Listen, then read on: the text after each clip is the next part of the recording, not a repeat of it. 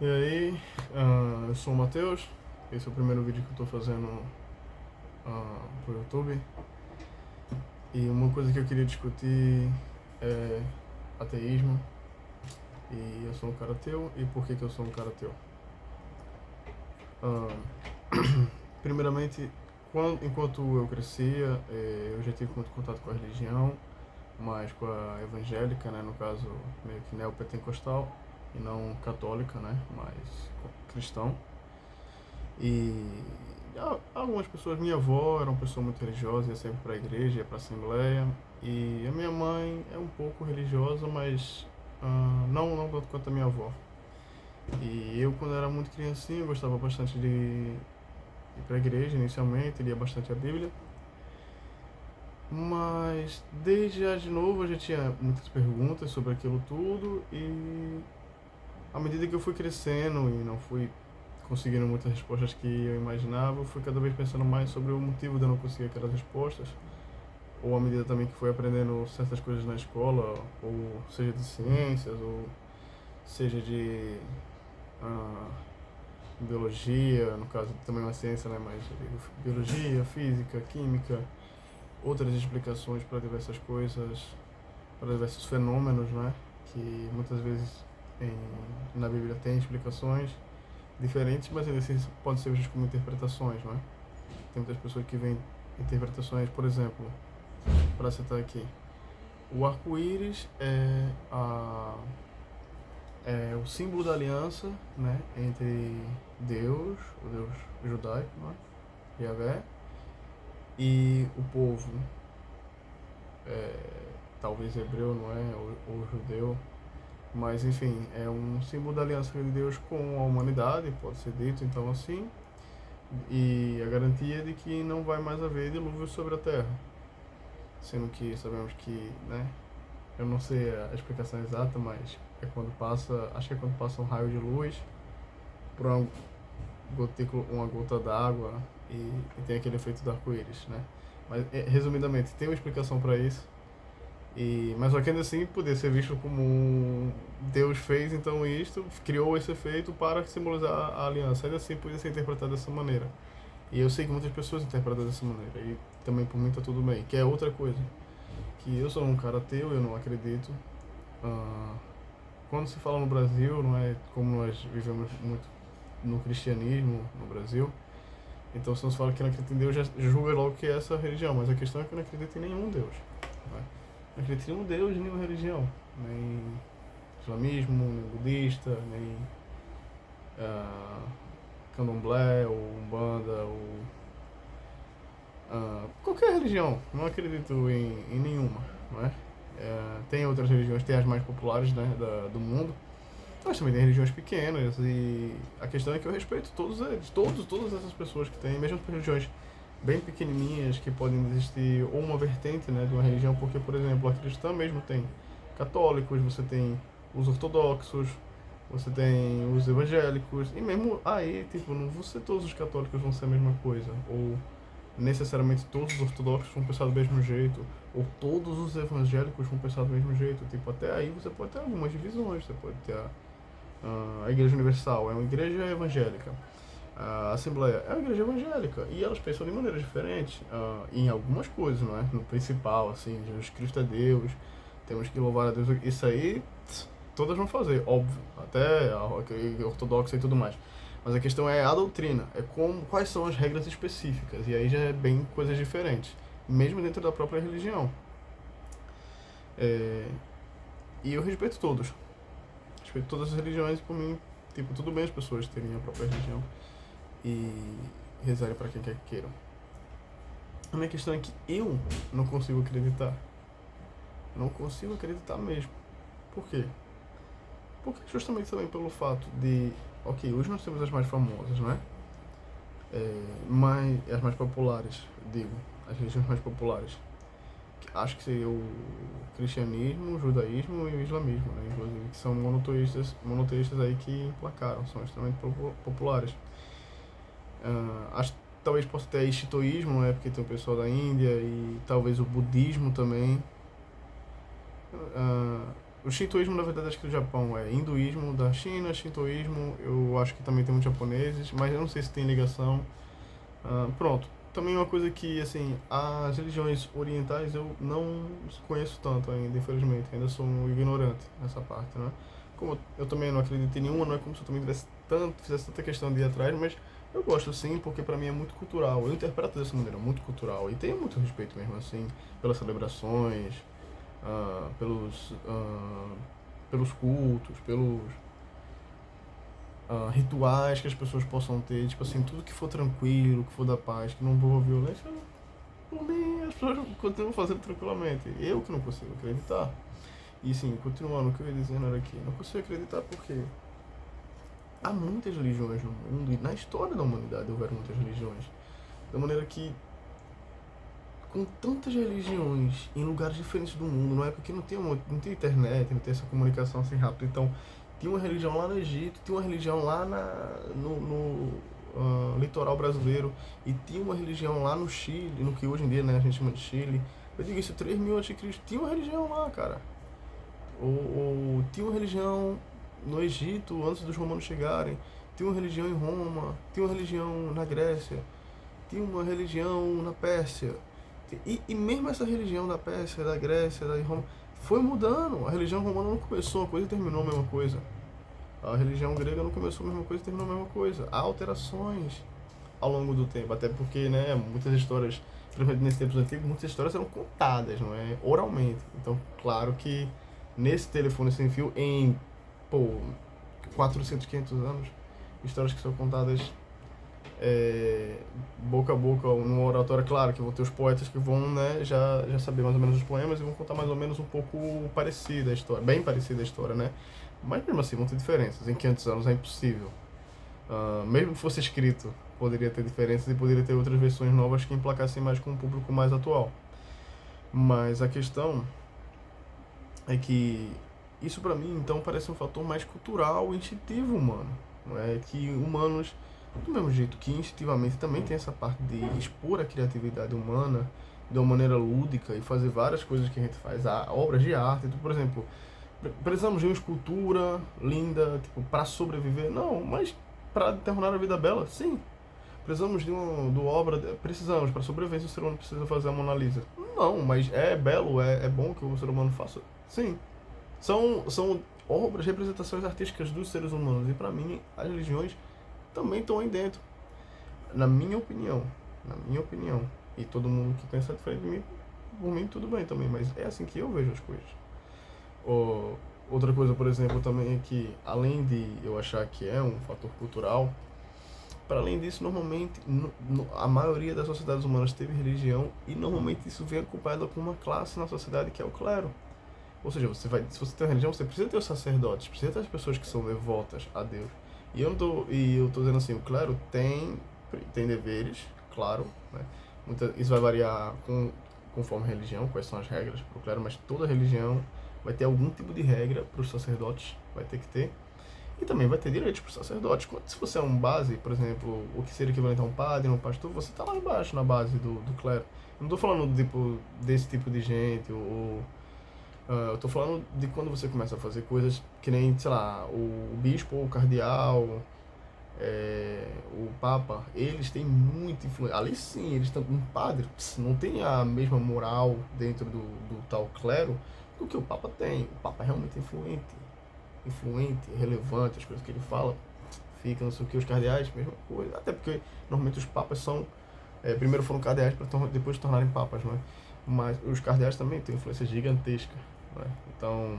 E eles são do clero, só que eu estou usando isso de exemplo, eu não estou aqui querendo tipo, julgar a religião católica ou o que é só um fato. O Papa tem muita influência e tem todos os motivos para isso e tudo mais. Os cardeais também têm influência e têm todos os motivos para isso e tudo mais. Agora, eles podem fazer tudo o que eles quiserem? Não. Eles têm diversos deveres? Tem. O Papa tem um monte de dever. Os cardeais têm um monte de dever. E muitas vezes eles já também tiveram muitos deveres mais cedo, quando começaram não seria uma carreira, né? Seria quando iniciaram talvez a vida espiritual, não é? Eu também não sei se é isso porque talvez a vida espiritual deles começou quando nasceram, né? Mas começou essa grande caminhada espiritual que nós nomeamos, que damos cargos, não é? Mas começou essa jornada aí deles. E os papas cardeais e tal, com certeza fizeram muita coisa para, tipo assim, cumpriram muitos deveres. Mas a influência deles, os direitos que eles têm também é inegável. É uma posição de privilégio, por mais que tenha muitos deveres. Afinal, todos temos deveres. Mas nem todos temos tanta influência.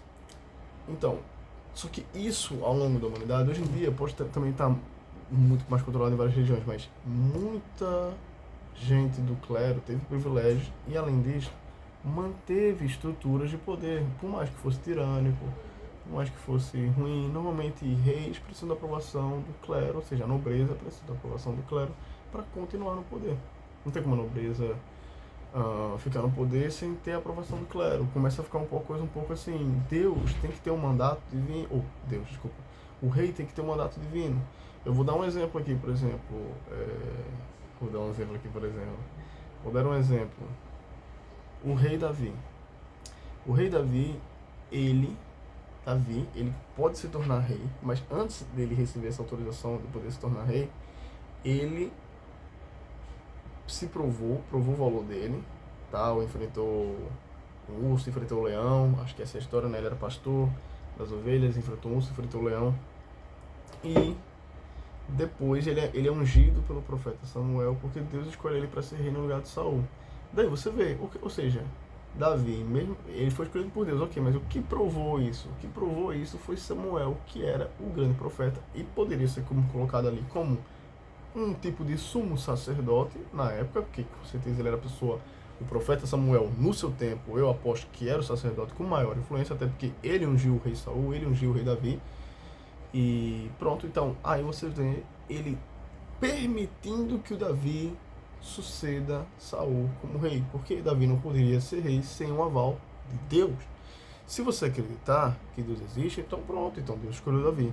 Se, por exemplo, você partir do pressuposto que nem eu, que Deus não existe, então isso foi uma maneira de Saul dar uma validade ao mandato, ao mandato real de Davi, colocando o quê? Um parecer divino, ou seja, Deus concorda com isso. O povo pode aceitar Davi como rei, porque vai ser um mandato divino. Isso é o que Deus quer.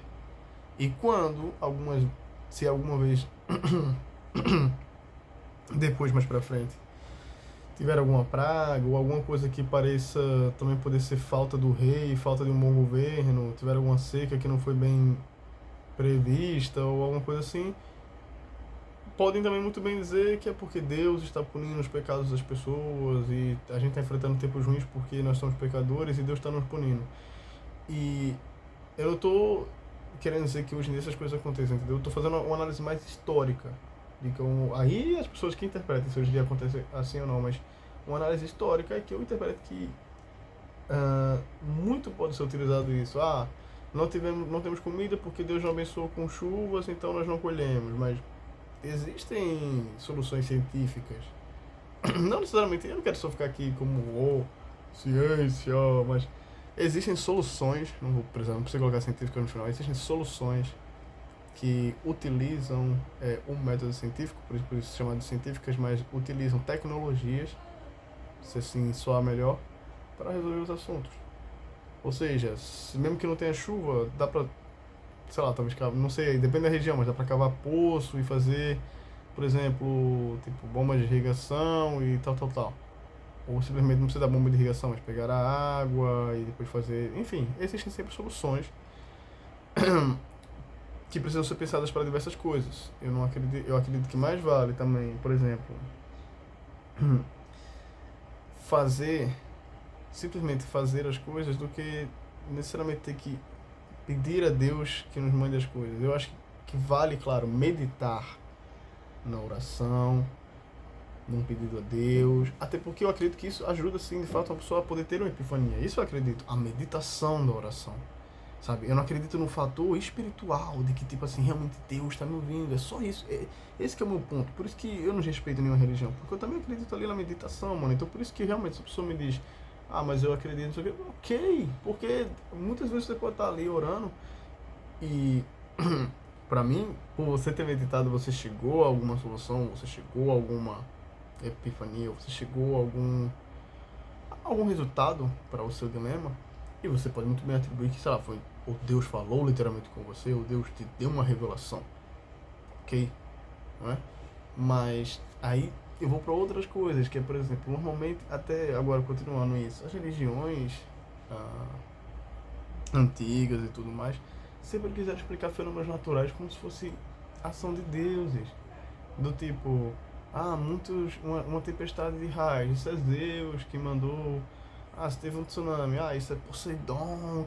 E não é só na Grécia, tipo, isso mesmo no Japão, eu só não vou saber agora dizer os nomes, mas tem assim, o deus do mar, o deus do vento, o deus da chuva. No Brasil, antes mesmo da chegada dos europeus no Brasil, tinham lendas. Isso aqui muita chuva, é o deus tal que mandou chuva. Veio muito não sei o que, é o deus tal. Isso aqui tem um Deus lá na morte. É uma religião já. Depois que você morre, pô, tem um Deus lá também pra falar com você. Independente de, pô, se tem céu, se tem inferno. Se a morte é blá blá blá. Se. Tipo, lá eu acho que o Anubis, né, julga as almas dos mortos. Só que é todo outra vibe a egípcia. Nem tenho certeza se é o Anubis, mas. Sei que tem uma parada também de pesar uma pena e o seu coração, o que vale mais.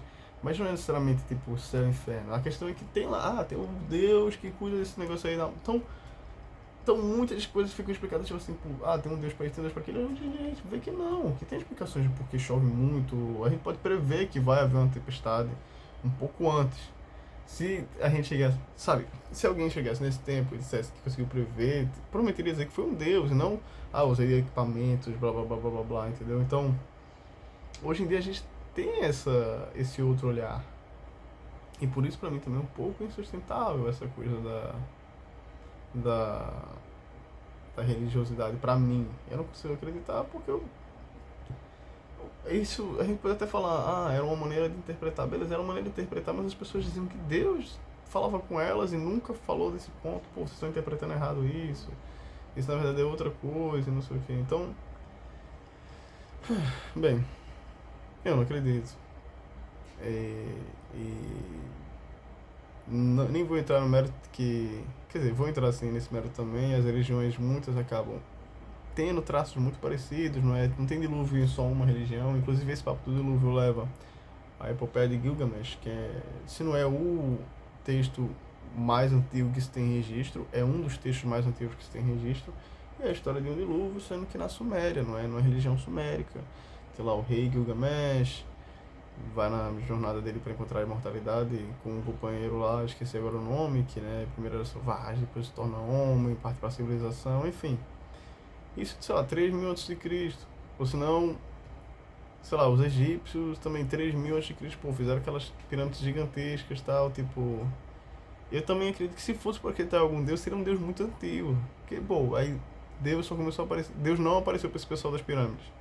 A galera construiu pirâmides e nenhum Deus falou com eles. Se fosse pra acreditar que Deus existe, fala com alguém, pô, a galera fez pirâmides 3.000 a.C. Eu acreditaria então que Deus falou com essa galera, não é possível, né? Sendo que eu poderia acreditar nisso, só que hoje em dia eu sei que os caras eram só muito bons mesmo, matemática, engenharia, física, os caras eram brabos, brabos. E isso também é humano. Do mesmo jeito que houve religiões, né, durante toda a humanidade, também houve muitos pesquisadores durante toda a humanidade. Então, por isso que eu digo que por mim tudo bem ter outros tipos de pessoas, porque isso é natural também, humano, né? E pronto. Se você concorda comigo, fala aí. Imagino que tem algumas pessoas que concordam comigo. Se você não concorda comigo, fala aí também o que você discorda, o que você acha que eu falei de besteira. Pronto, pra gente poder ter uma discussão. Muito obrigado.